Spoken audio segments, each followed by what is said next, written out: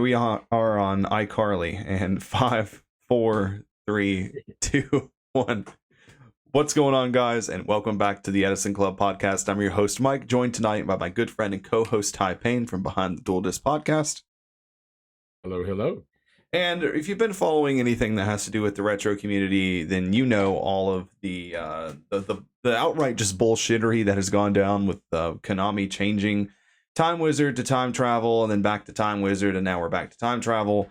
But there's something that comes with that is really annoying. So we're going to talk about this. We also have some Yu-Gi-Oh! Hot takes we're going to talk about as well. But so basically they took away Time Wizard, and they said they're still going to do Time Wizard at regionals as far as I'm aware, but Konami does not provide a prize for that anymore. So they got rid of this to enforce time travel. But when the event lineup for what's the next one, YCS Vancouver, is that right? I believe so. It's Vancouver, and then I think after that, I think the next YCS after that is YCS Pittsburgh. Yeah, that sounds right. That sounds right. But there's no event for time travel format. I think on Sunday there's a time travel Edison, air quotations, Edison Attack of the Giant card, but ain't nobody going out there for that.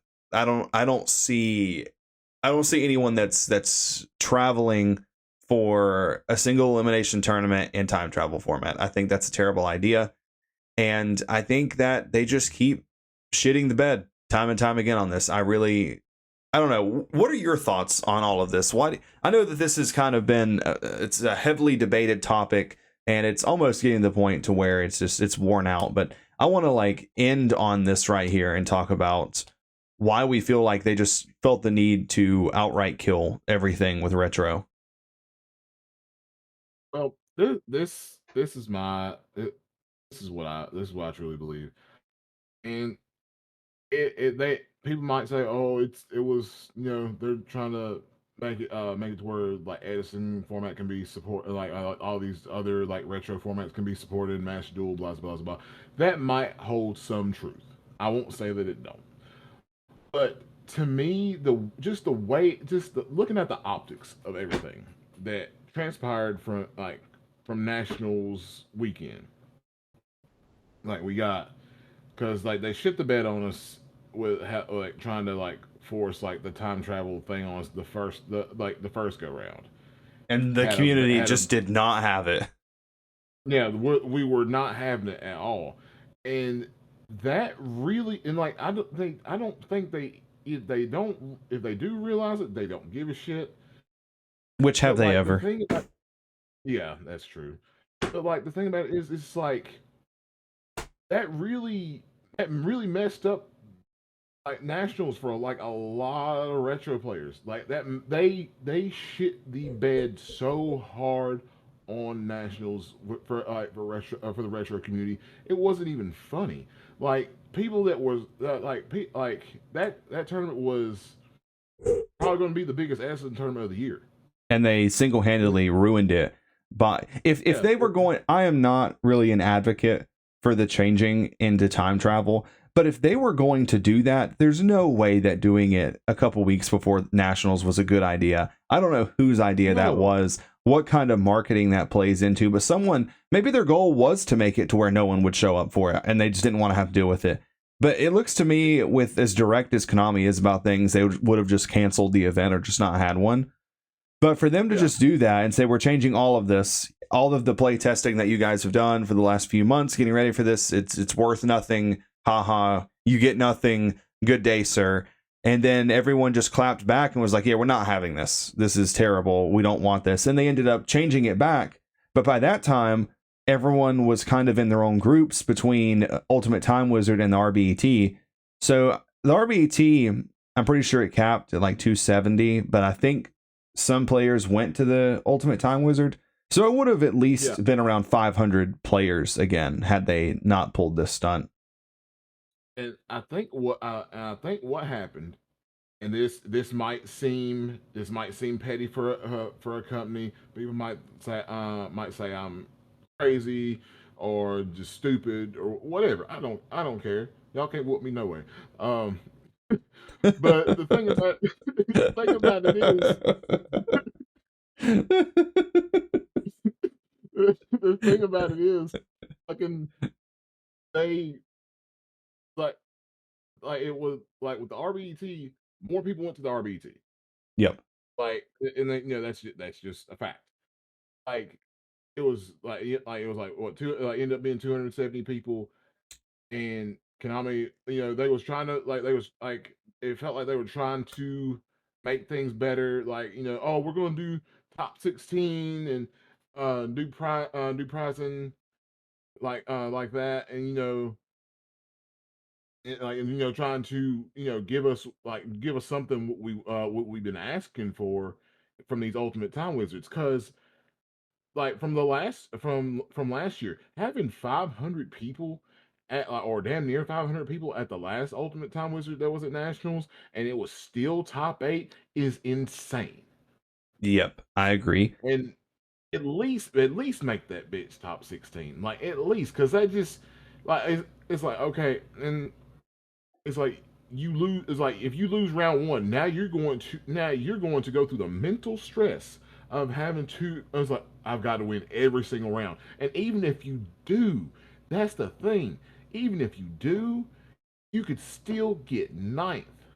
I've kind of learned in a lot of recent tournament experiences I've had that if you have a bad loss round one, you just play against someone that kind of, you could just tell they weren't great, but they drew good against you, and you lose round one and it's top 4 like at our local tournaments, or it's top 8 like a UTW, it's probably just a good idea to go ahead and just head out, because more than likely you're going to get 5th or you're going to get 9th, because they're probably going to lose every other round. At least in my experience, that's what generally happens. Yeah, that's same. I've only had one time where that actually ended up working out in my favor. It was a big board game in 2K. I lost round 1 to Blake, and then I won every single round after that and got 4th.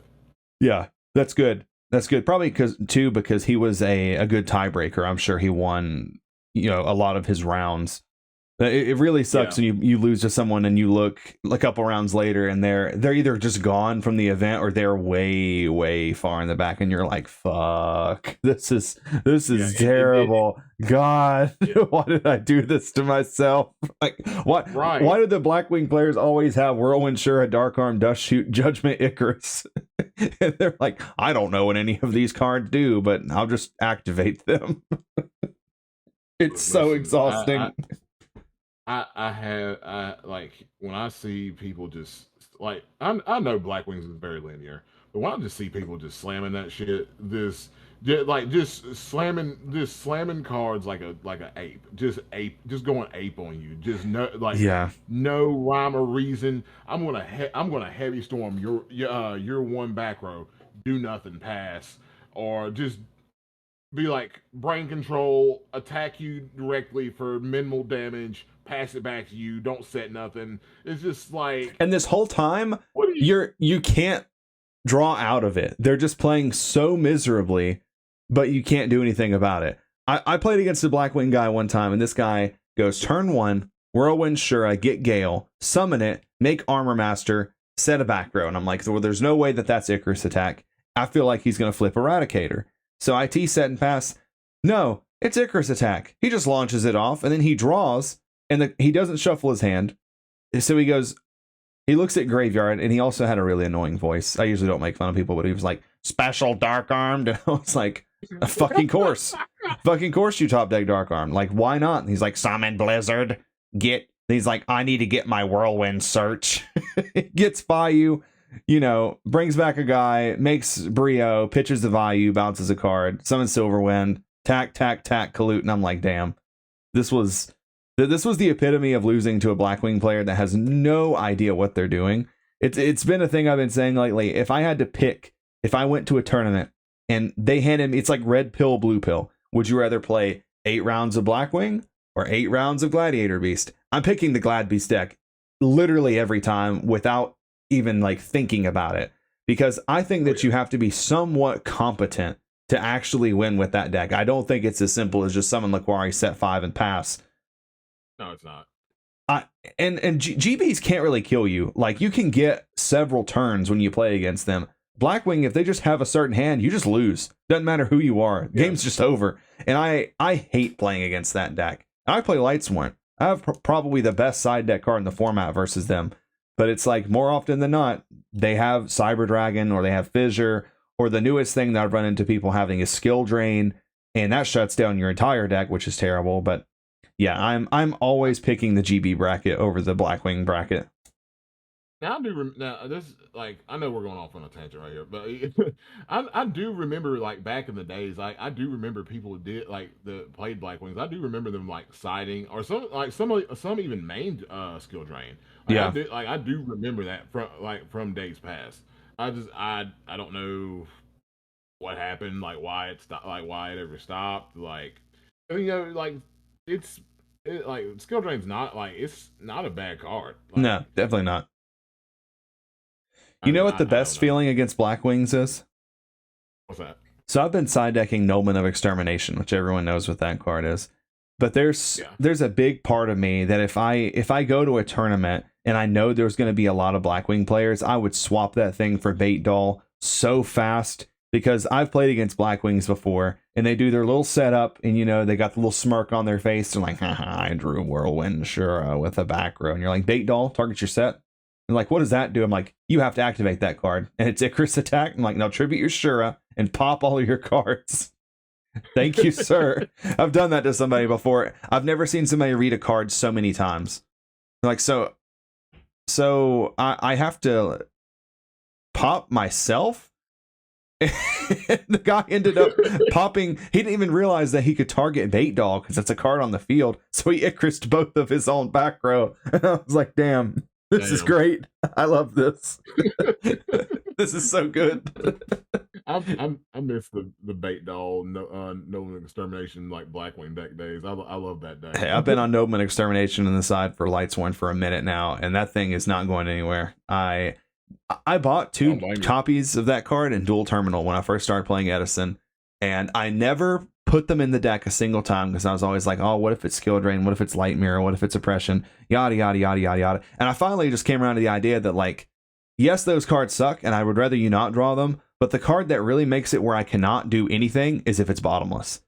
So at least if it's Skill Drain, if it's Oppression, if it's Light Mirror, I still get the summon off. I can still start to, like, somewhat play the game as long as I'm able to get a monster on the field. Because I've beaten people by cycling Honest with Beckoning Light while Light Mirror was on the field. That's happened several times. It's happened with Skill Drain and Oppression before. I've had a value player Oppression me very early in the game, and I'm just sitting there beating him down with Jane and Arcus with Honest in hand. They can't do anything. They came and summoned Dark Armed or Flip Return because they got locked out under their own Oppression. Damn. So feels bad. I think this is a good segue into what we're going to discuss, which is our Yu-Gi-Oh! Hot takes. So, but before we get in that, one thing I just wanted to add on to the whole Konami Nationals thing. Yeah, let's put that to a close. Let's see what you have. Just to finish that off, I really just think Konami was just tight because the RBT was more people went to the RBT than the Ultimate Time Wizard. They don't like the competition. No, I think they got tight about it, and they're just like, well, fuck y'all. We're just gonna do what we were planning on doing in the first place. Since y'all don't appreciate this, we're just gonna go back to time travel. How about that? The crazy part about all this is the fact that I think that I've said this before. Whenever we wanted a top 16 for UTW, everyone was like, "Oh, it's policy. They can't do it. Can't do it." All of that was bullshit because obviously they've proven that they can change this stuff at the drop of a hat at any given notice, any hour of the day. So all that was just an excuse. They just didn't want to do it. Yeah, they literally showed that with the hat tournament the next damn day. Yeah, they literally changed it that day. and just blatantly lied to people, and like our friend and teammate Justin. Like, he blatantly asked them, "Was like, hey, are y'all doing this format? Y'all doing hat format?" They was like, "Yes." And then tournament gets ready to start. "Oh, we're doing this." It's like, what? Yeah, this isn't even necessarily a retro format thing. events have always just been very unorganized. Very few people know what's actually going on. The information is not displayed properly. And they do just change things at the drop of a hat. I've seen side events. This was back before we even played retro formats. I've seen side events just get canceled for no reason. There are people there wanting to play. And I can't imagine, for me, if I learned how to play hat and I bought cards for hat and I got there and I got hit with the bomb that they're doing it like post July that year, where you don't draw gears at 1, I would be so mad. I'd just be like, look, you give me my money back or I'll dispute the charges and get my money back on my credit card. Because the bar is so low for these events. It is so low. It's on the floor. It's buried out back in the yard. The bar is so low. Just do what people want. It is that easy. Don't do anything crazy. Like, I just don't understand how they just don't see the negative feedback from people. But they've always done what they've wanted to do in the game's history. They've never actually cared about the players. The only time that I remember them actually caring about the players is they kind of did throw us a bone with the quarter century, like Bonanza, Stampede, stuff like that, where they reprinted some cards that we needed. But it ended up kind of being for nothing because they were like, "Oh, yeah, retro's getting too big. We're done with this." Yeah, it just ended up being like a spit in the face initially. Like, really, it just that's what it ended up being for the, like, when it comes down to it. Just like, it didn't, like, it's like, okay, you reprint these cards, okay, you just destroyed the format. Thanks. Now we're going back to grassroots. Yeah, and we don't need them, and it doesn't matter. I've said this before. If you like time travel, that's fine. It's probably a good time to be playing time travel, because if you go to that giant card in Vancouver, it's gonna be 10 players maximum. Maximum 10 players. Yeah. If it has 100 players, I guess I'll stick my foot in my mouth and say that I was wrong. But I don't see anyone traveling for that. I've even went on Ladder and tried to like scout for people testing time travel. Can't find anyone. Like, no one wants to play that. Literally no one. No. Literally no one. There are people that we've talked about this before. They're like, oh, it's better. It's not better. It's not time travel Edison. It's Konami 2010 retro. Edison was SJC Edison, held in 2010. Under those rules, those card texts, whatever. It's not the same thing. If you think differently, sorry, you're kind of a clown. Yeah, it's like asking for a pepperoni pizza and you get handed anchovy and olives. Yep. I love that, by the way. That was such a good analogy. Oh, I thought you was about to say you like anchovy and olives. I'm like, no, I am not. That's psychotic behavior.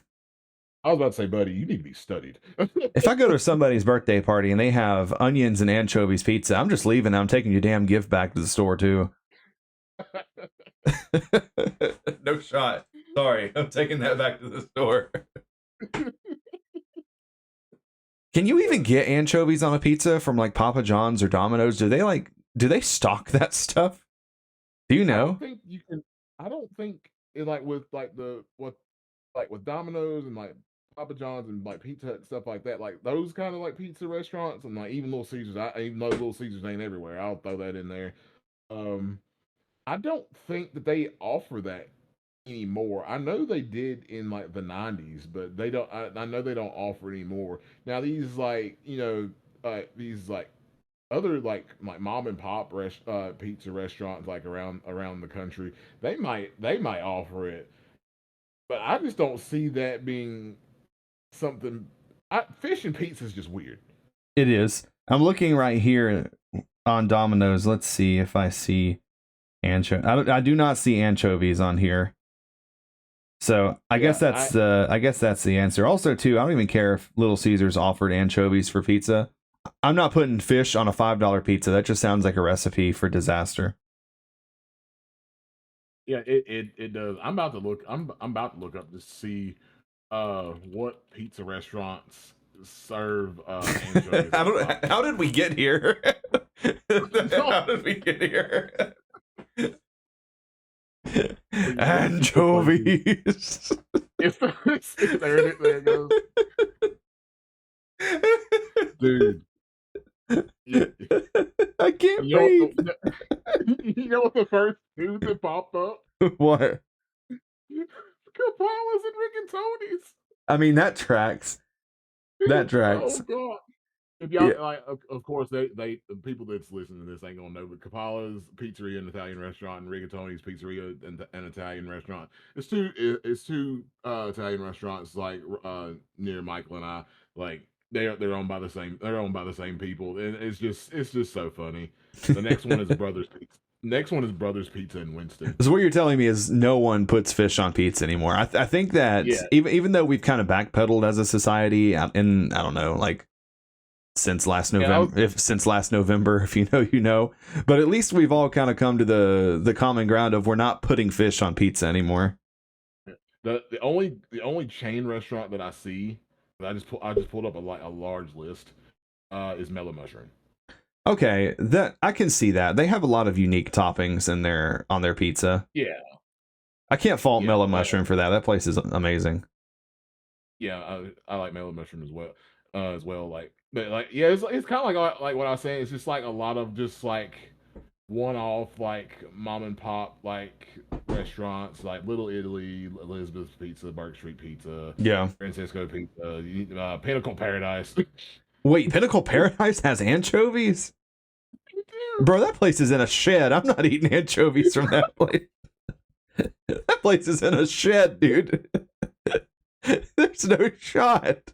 There's no shot. Bro, that's not even pizza. That's Hunt Brothers Pizza. You get that shit at gas stations. It looks like one of these like mom and pop gas stations. That shit looks like it's made out of Play-Doh. It's like some kid cuisine quality pizza. The anchovies. I don't know how we got here, but I'm so glad we did. Okay. All right. Why is this episode so funny? For no reason. We were trying to be angry, but somehow we started talking about pizza. Oh, I think it's a mixture of. I haven't had dinner yet, so I'm like it's 8:40 in the. Hey, Pinnacle Paradise closes at 9. If you want to go get you some anchovy Play-Doh pizza. Look, listen, I'll take my happy ass straight down to Mount Airy and go get me a pizza if I'm so inclined. On a side note, that place has really good ice cream. Hopefully without fish. Yeah. Ooh. One more anchovy thing, and I will bury this. But if you ever get the chance, and oh god, I don't like where this is going. A lot of people think this is tinfoil hat shit. It's not. I've had the proof in my house. So with like Walmart, their great value stuff. If you look on like some like ingredients, like their pancake mix. Oh my god, I know where this is going. Instant mashed potatoes. It says in the ingredients, fucking anchovies. Yes, and sometimes you can look. I think it's Oreos on the back of Oreos, and it says may contain traces of tilapia. And I'm like, why the fuck is this in a fish factory? Near the fuck are these are cookies? What are y'all doing? Dude, it made me check every great value thing that was at my mother-in-law's house. Dude, it's absolutely crazy. There was so many cartons of like juice. I checked the water. Yeah, I check everything. I need to find chunks of damn anchovies in the damn water. I'm about to start checking my laundry detergent from there. You might be cleaning your damn clothes with fish. That's crazy. Every time I think about factories, I think about that episode of SpongeBob where Mr. Krabs is like milking the jellyfish, and it's just like a terrible thing that they're doing. That's the same thing, but it's for anchovies. They're like body wash, dish soap, ice cream. The ghost of Sam Walton's just milking anchovies on exercise steak. You know, I heard at the first event for time travel format, they're going to give away anchovies. Anchovies on pizza. That's gonna be it's not gonna be a giant card. It's gonna be a giant anchovy pizza. They're gonna have The judge is gonna have an attitude about like, here, damn. I feel like we set out on tonight's episode to be really angry and then talk about Yu-Gi-Oh! Hot takes, but as a group project, we just decided to goof off and talk about anchovies for 15 minutes. Oh, we definitely are getting an F. Oh, we failed social studies, everyone. I'm sorry. We did. We failed. It was fine. It was fun. It was funny. That's the 4th time I failed social studies. Not really. Not really. I hope not. Okay. All right. So that was an eventful 25 minutes. Yep. All right. So on to Yu-Gi-Oh! Hot takes. Now, this doesn't necessarily have to be about Edison. This could be about anything that has to do with Yu-Gi-Oh! I'll let you go first. What's one of your biggest Yu-Gi-Oh! Hot takes? One of my biggest Yu-Gi-Oh! Hot takes. You said that like we're in a spelling bee. If you win the spelling bee, you get a gift card to Pinnacle Paradise. Oh, no, please. No, I'll lose like on the first word you have to spell is anchovies. I'm cooked. I don't think I could spell anchovies. Anchovies. I think I actually know how to spell it. But anyway, moving on. I think so. My first one is like it is Edison related, just because of, like, here lately I've been testing Hero Frog, and like I've like sleeved that deck off and on, off and on, off and on for like going on 2-3 years now, and it was just like I played the like the regular version for a while, and it just it would be good. Don't get me wrong, but like it was just something about just was just not flowing with me. I don't know if I'm just dumb. I might be, um, but like it just did not. It seemed very like the hands just could seem very clunky at times, or like pieces. Like I would have pieces of cards that just it would take 2 or 3 turns to just get them to meld together, and by that time I've already lost or I'm behind. But I know here here in the last past 2 months or so, the Dupless Hero Frog deck has like risen in popularity. And I'm gonna say this. I know there's people in the community, no Fraser being one of them. I know there ain't no knock to Fraser at all. Love Fraser to death. Um, I think I think the Dupless Hero Frog deck is better. That's just me. Yeah. Like I know the data like doesn't show it, but just from I know I'm not the most experienced Hero Frog player. I'm getting there. I'm getting my feet wet, no pun intended. But I just, to me, like the deck just flows so much smoother. Like oh, I actually feel I like every hand I've played with the Hero Frog deck, like the Dupless one, I have felt super confident. Like, oh, I have a very very great shot to win this game.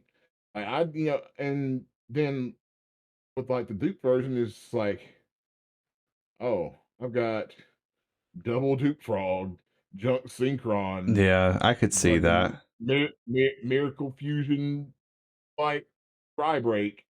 Okay. Yeah, Dupe Frog being in your hand is it's not the same as having Wolf, because obviously Dupe Frog does something. It can wall things. Yeah. But I can definitely see, like, the caveat with it is you sacrifice Dupe Frog's defense in favor of playing more proactively. But I also don't hate that. That's kind of how I like to play anyway.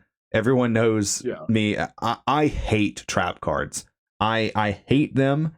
The only trap cards I feel like I can ever successfully play are chainable traps, because every time I try to play a deck with trap cards in it, Black Wings, GBs, Hero Beat, whatever, My opponent, for some reason, gets a field power bonus starting out the game. It's like I'm playing fucking Speed Duel and they have a skill card active. Like, for your turn, you'll draw Heavy Storm. And it happens every fucking time. And I'm just like, you know what? Fuck all y'all. I'm just not even going to play Traps anymore because I've hated it so bad. So I could see that with Dupe Frog. I haven't played Hero Frogs enough, or Frogs in general enough, to be able to really speak on that, but I can definitely see the premise and I can see the argument for it.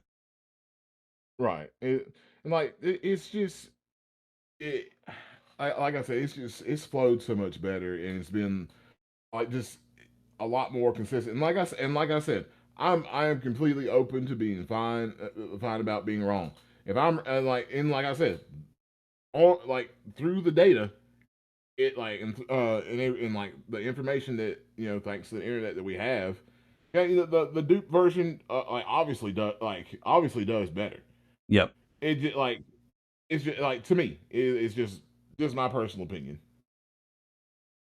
Yeah, I can see that. I think that you just keep testing it, seeing what you like about it, and just see if you end up missing Dupe Frog, because you can always go back to it. Or you can try playing one Dupe Frog, stuff like that. So I don't even think that that's that crazy of a hot take, honestly. I think that deck has been on the rise, and there have been a lot of really good players talking about it and playing it. Yeah, it's like it's a still a really good deck. Dupe or no dupe. Yeah. Like I've been enjoying it. So my first hot take here is, this is one that I've been talking about with Justin for a little while, actually. And that's that early days of Yu-Gi-Oh! Obviously still had waifu cards. Everyone simped for Dark Magician Girl, Mystical Elf, OCG artwork, Soul Release, all those weird things. But it seems like probably starting with, I guess, like the Link era, like Sky Striker, Trickstar, whatever, there's been this hyper fixation on cat girls, furries, just stuff that's like lollies, like just really weird stuff that I'm like, how did we get here? And it's like the name, it's like shit, go back, like press the button. And I just hate it. I don't know what it is. Like a new archetype comes out, I look at it, and it's just a complete just reshaping of Live Twins.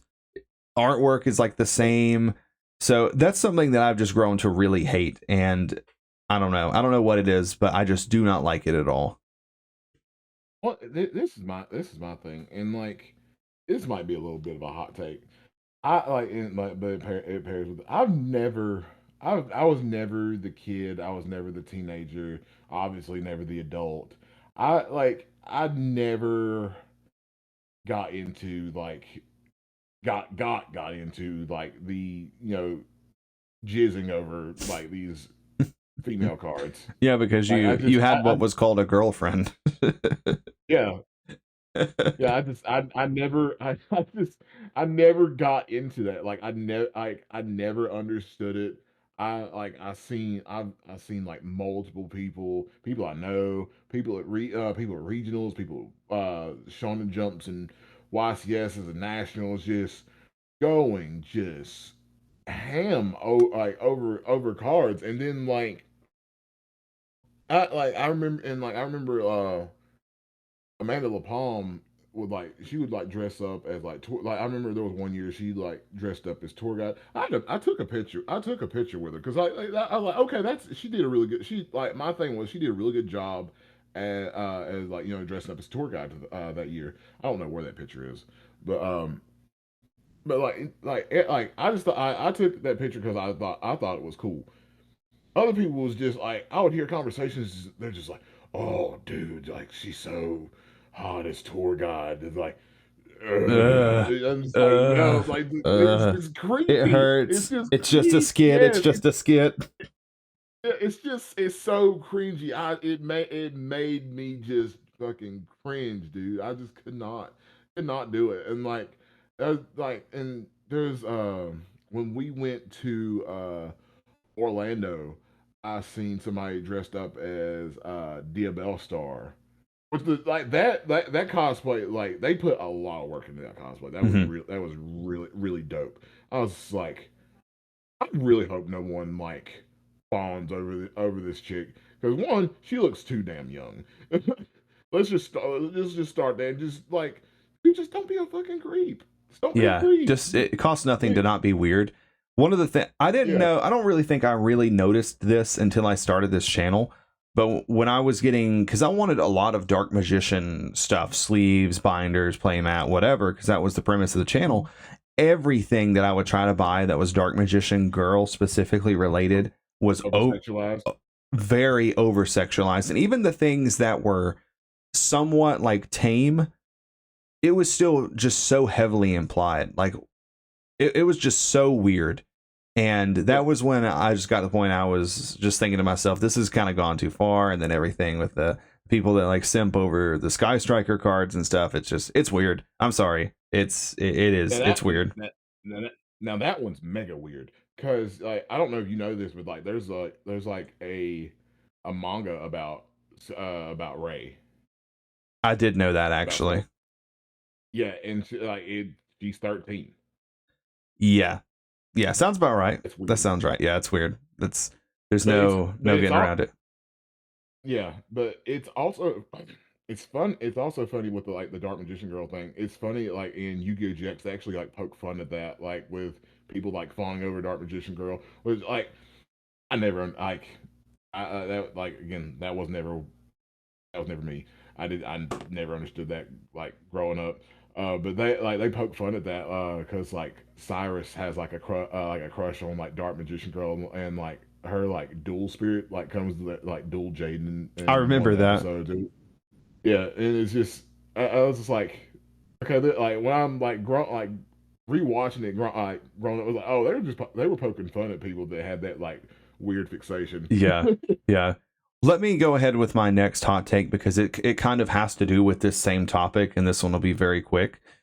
My next hot take is that the lost art cards should be reserved specifically for cards that have different artwork than the original card or than what we have.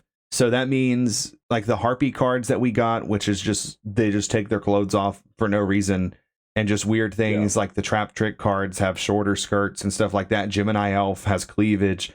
All these weird things have just prevented us water from among getting it. yes, yeah, they've just prevented us from getting lost art cards that are actually good, like Fiend Comedian, Last Day of Witch, all these other there are so many lost art cards that we still do not have, but we've been getting cards like even Stygian Dirge. The difference in the artwork is so minuscule. It's like smoke coming out of the guy's mouth. You wouldn't even know it was there if you didn't know it.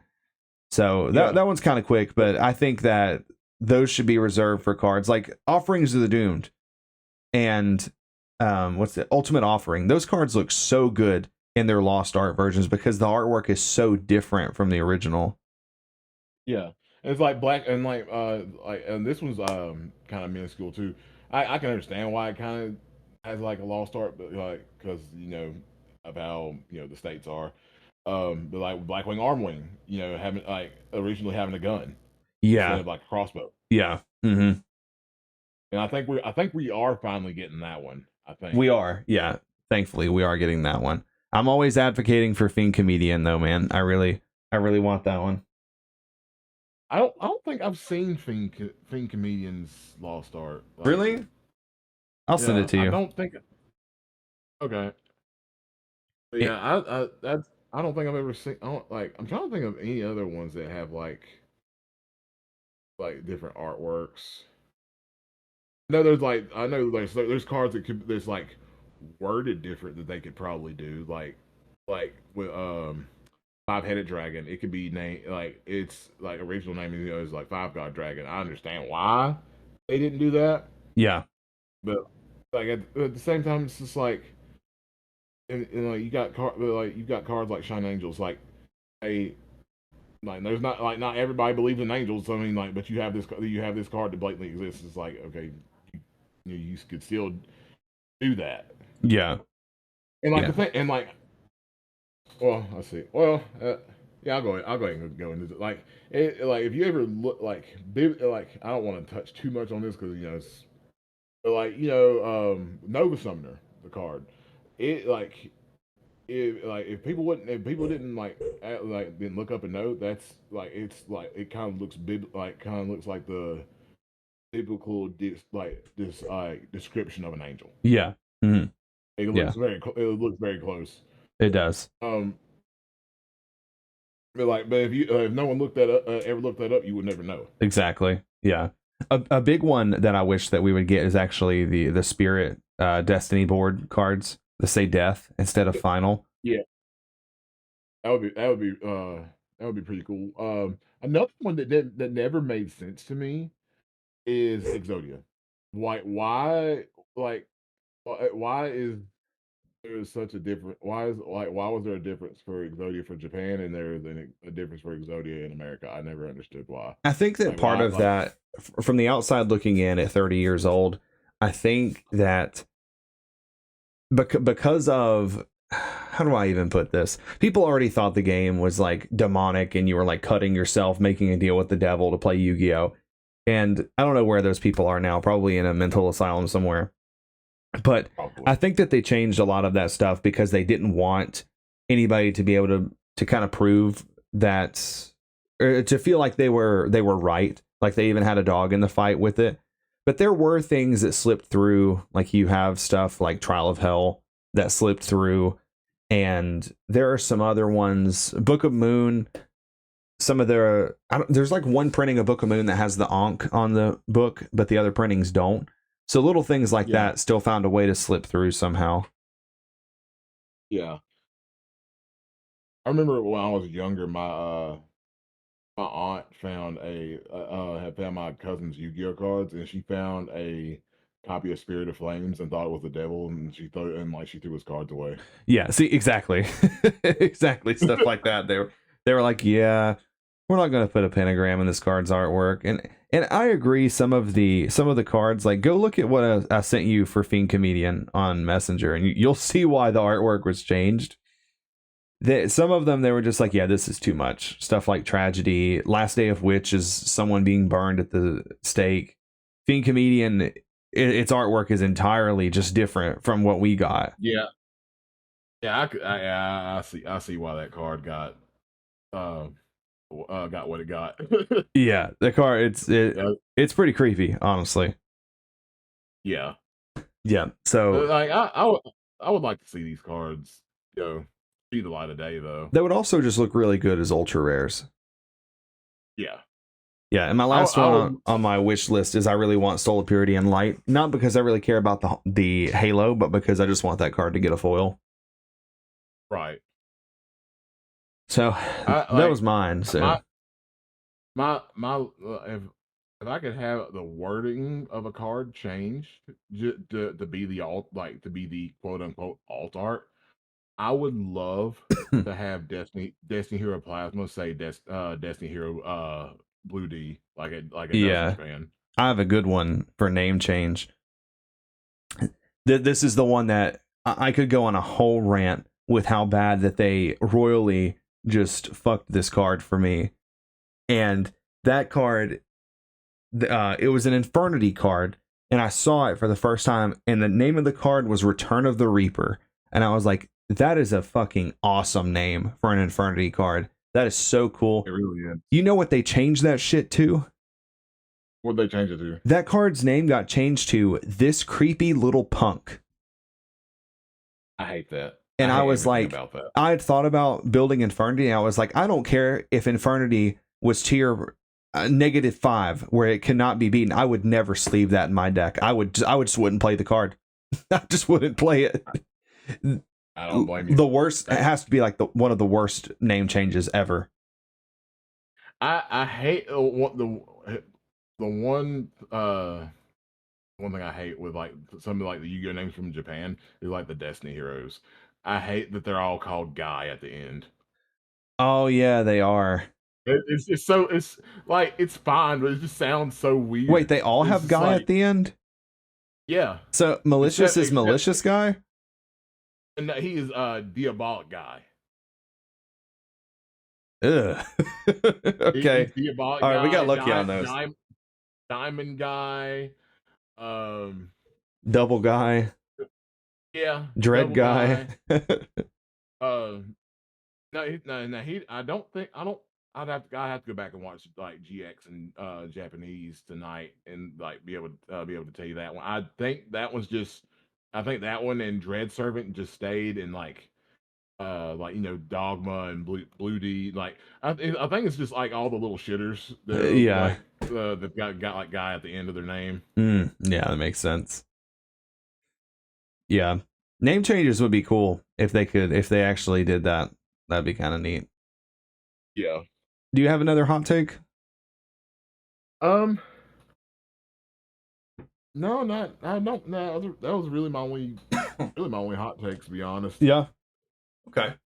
I have a couple more here. One of them is one that I'll probably catch a lot of flack for. People will just not agree. One of my hot takes is that Lightsworn is no more inconsistent or luck based than any other deck in Edison. Yeah, I can see that. I think that every deck needs a certain degree of luck to win, and every deck is kind of inconsistent. You just have hands where you can't play, or your hands are very, very weak. And the buffer that the other decks have, or at least some of them, is they can play trap cards to where they can kind of supplement by using traps to get more turns. But I think it's kind of all the same if you squint and you really look at it. And one of these things I always hear people say is that Lightsworn, you just mill Wolf and win. But like, where are those people at the tournaments? Like, who's milling Wolf and just winning because that's happening? Like, you still have to be a competent player that's playing well to get that far with the deck, just like you have to everything else. Right. So that's a hot take of mine. I'm pretty passionate about that one. I just don't. I'm okay with being against the grain on stuff like that. Yeah, I mean it's. I'm sorry. Go ahead. Yeah, I was saying I agree. It makes sense, and like that was one thing that I remember us talking about that in when we started playing Edison. Is like every deck is like a little bit just off. Like everything is just like Lightsworn had the format before, and then like it got nerfed. Right. And then like everything else is just like a set off from just being insane. There are decks in Edison that if they had one new support card, they would just take over the entire format. Yeah. Where it would actually be like a one deck format. It's just like X Sabers would be insane if we had the next set. Yeah, if you just had Dark Soul and like Parshath, then that has to be the best deck, because Cat is good, Reinforced Truth is good. You know me and Reinforced Truth. I've been trying to cook with that card lately. Yeah, I had some whack shit cooked up with Reinforced Truth, and I was like, okay, I gotta calm this down a little bit. I was listening to you about it.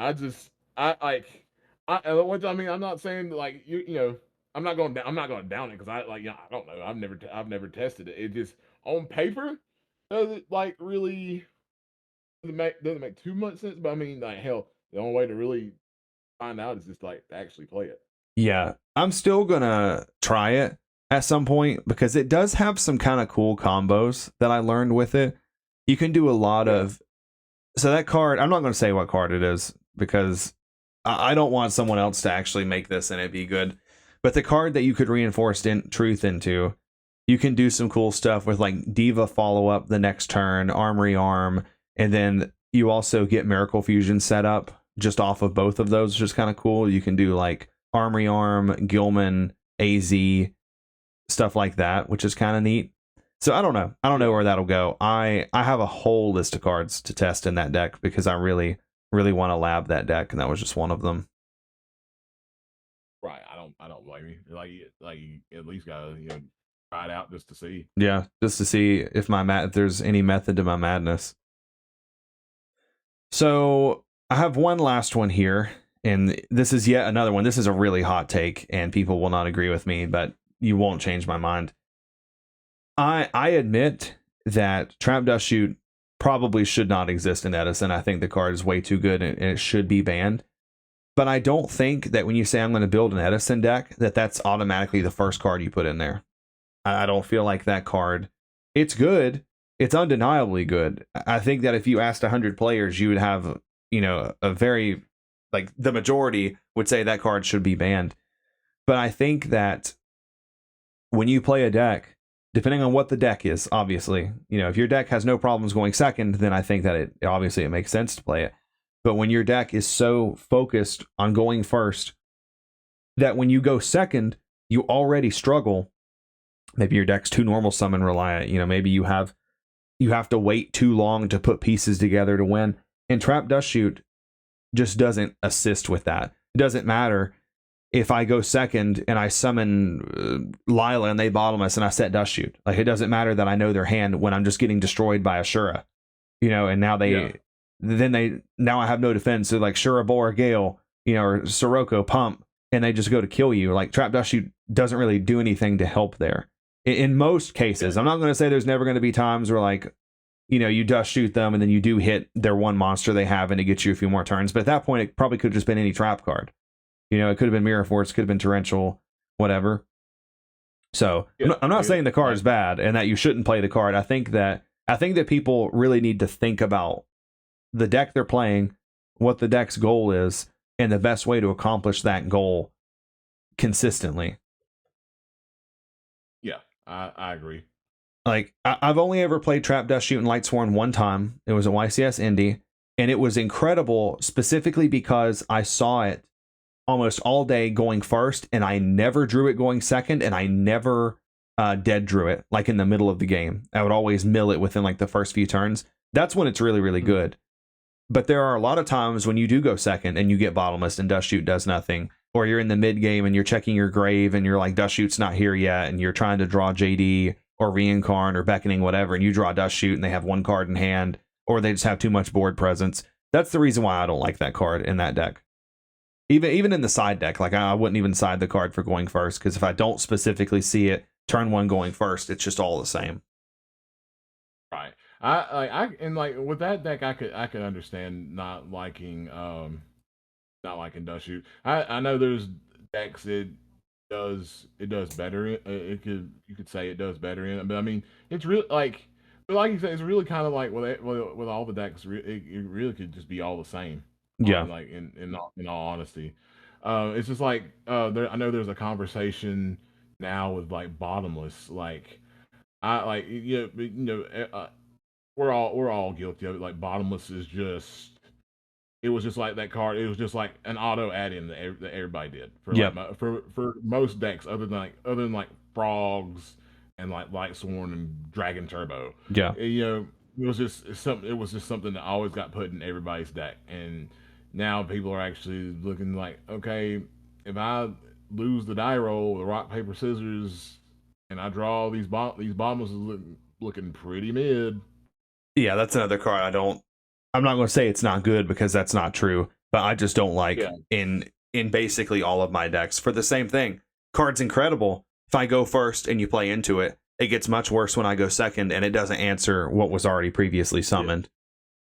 Yeah, I think I might be wrong. It might just be me, like, shitballing like statistics here, but I think if the math was looked at it for it, I could about say, like, going second, drawing Bombers, like going second, drawing Dust Shoot. It's probably the same. It's probably like the same math, if not like Bombers just being worse because you have the ability to play two.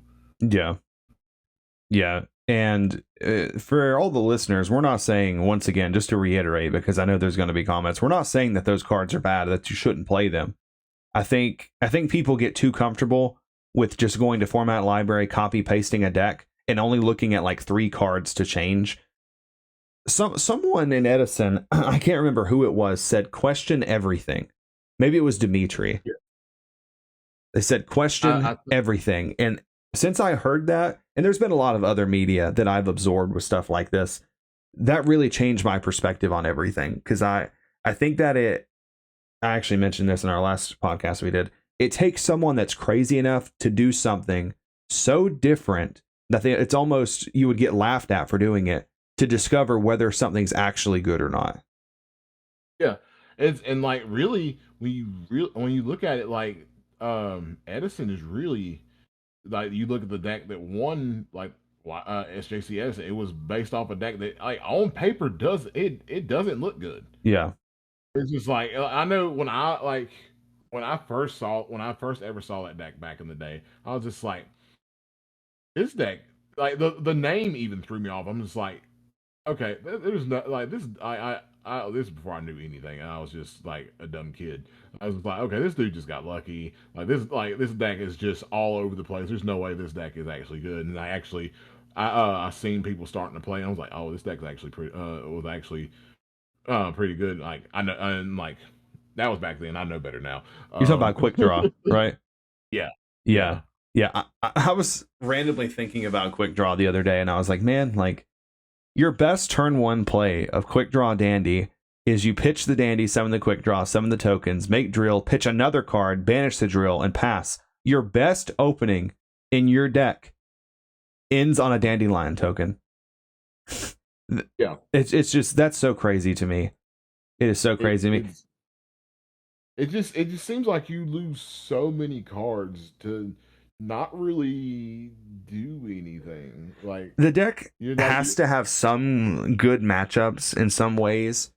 Quick Draw is a terrible matchup for Lightsworn. If anyone's never played that matchup, it is so close to being unwinnable. If your Quick Draw opponent has any idea what they're doing, they'll spend everything to make as many Drill Warriors as they can, and you can't win because if they have 2, God forbid they have 2, every turn you take 24 because Honest can't clear it, your traps can't clear it, Celestia can't clear it, Judgment Dragon can't clear it, and they can loop DD Crow with it, whatever they want to do, and you just can never get rid of it. You have to like side into oppression and see oppression to beat that deck. So I'm so glad that it's not popular because luckily I never lost to it, but I knew enough about the matchup and I could see the writing on the wall that if you didn't beat them very quickly, especially if they had Drill Warrior up, that you would 100% lose the match to them.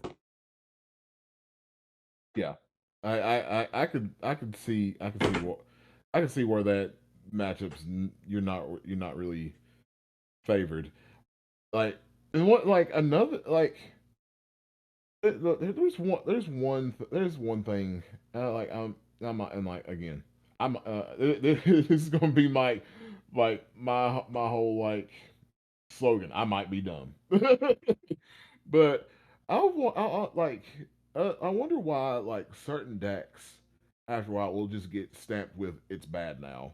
Like Yeah, it's just like I guess it's like just the more the Edison gets played, the more you just start to see the cracks in things. yeah, it's just like I remember when Diva Hero Beat was became like the hot new thing, and like now like that deck is labeled as bad, and I'm just like I could see like why people would label it bad because it's like like that deck reminds me of like when you're playing like hybrid Black Wings. It's like do I want to say like if you got like Grapher and Shura in hand? It's like if you got both, I'd rather just summon the Shura all day every day. Yeah. You know. You want to know probably what a big part of that is? What's that? So a lot of people that play Edison nosedived into Edison. They played all the time. They played on Dueling Book, played at locals, went to RBTs, played in RBTs online, whatever. So if you had a lot of seat time, you would kind of start to see the writing on the wall more, a little more, you would see it more clearly than just the average Joe that just played at locals one night a week. You kind of start to understand maybe some of these decks aren't that good. So you just kind of stop playing them. Some of the other better players stop playing them. But the average people are still playing them. They're still playing Quick Draw. And they're still playing Hero Beat. As much as I hate to say it, they still play Zombies. And now, looking out from 2025, even players, maybe they didn't jump in head first and grind, but they've played enough now over the years that they've kind of been able to see like, okay, these decks actually aren't that great. They're not as good as we initially thought that they were. Because I wish that those decks were good. I really do. And I think that adding on to that, I think that people have realized that they don't want to play the game on super difficult mode. That you don't have to, you don't get extra points if you top with Hero Beat, and every round you almost win into time, and every round you won with 100 life left and used up all your trap cards. It's the same difference if you just take Black Wings, or you play Vayu, or you play Hero Frogs, or Lightsworn, whatever, but you're winning much more effectively. You don't get extra points just because the game went on longer. I think that's part of it too. I can agree with that. Like, because it's something I also have been like, trying to practice with like with Edison, just because like during like I've talked, I think I'm pretty sure I talked about this in our last episode. Like, I had a very bad like it was just a bad thing about me where I would just not like I would stick to like I would try to one trick a deck when I shouldn't have been trying to like do that. I wouldn't even consider any other decks that I knew were just blatantly better than what I was playing. Yeah. I had no business playing Dark World and Dragon Ruler format. Right. I had no business playing Dark World in Fire Fist format. I had no business playing Dark World and in hat format, and it just it just kept it just kept going. That cycle just kept going on and on. I think like after that, like I think after hat, I finally had like somewhat of a meta relevant deck with Shadal. It wasn't wasn't the Shadal deck everybody was playing, but it was like still a Shadal deck. It was Bujin Shadal, but it was just I needed to. I guess I always wanted to just be that guy that's like, oh, I'm gonna prove myself, because I'm gonna win with this deck and show everybody this deck's actually good when I shouldn't even be trying it in the first place. I know what you mean, though. I definitely do. Well, yeah, it's just this hour went by really fast. Yeah, it did. We touched on a lot of topics. Yeah, we sure did. A lot of topics about a lot of toppings, if you will. Yeah. I bet the anchovies got most of the runtime. Honestly, they really did. They really did. But I loved it. This one was so much fun. I do want to give a quick shout out to our sponsor, Sage's Secret, ruxin34.com, if you want to get your own Sage's Secret sleeves. And also say that we do accept fan mail and listener letters. It's the EdisonClubFanmail@gmail.com. And both of the links for those are in the video description. Todd, do you have any closing statements before we wrap this up? We also take food stamps too. Times are tight. Yeah, that's true. That's true. Drop the number in the comments. But no, like I just want to say, like, me, Mike, and the rest of the team, we love all you guys. We appreciate y'all tuning in every week to listen to a bunch of old farts just rant and rave and carry on. Exactly. And I know a lot of y'all value our viewpoints and stuff like that, and we all appreciate it, for real. Yeah, most definitely. Lots of love. Thank you guys for all the love. Also, too, drop a comment about your Yu-Gi-Oh hot takes. What's your hot takes? And also let us know what you think about pizza toppings. That's always a really good topic for discussion. Get out of my head. Same wavelength. Same wavelength. I was about to say, hey, drop what your favorite pizza topping is, or drop in the comments what your favorite unhinged pizza topping is. Oh God. Somebody's gonna if you comment peeps, I'm fucking blocking you from this channel. You'll never see the Edison Club again. Do not comment peeps on pizza. Oh my Fuck, God. now everyone's gonna do it. Damn it. That's how I lost all my subscribers. GG. All right, guys. Thank you all for listening. This is Mike and Ty from the Edison Club, signing out until the next one. Hamster Ryko Caius. I go check the pairings, I'm like, don't know who this guy is. Hamster Ryko Caius, Hamster Ryko Caius. 2-0 every round, man, and I ain't even trying. It's just Hamster Ryko Caius, Hamster Ryko Caius, Hamster Ryko Caius.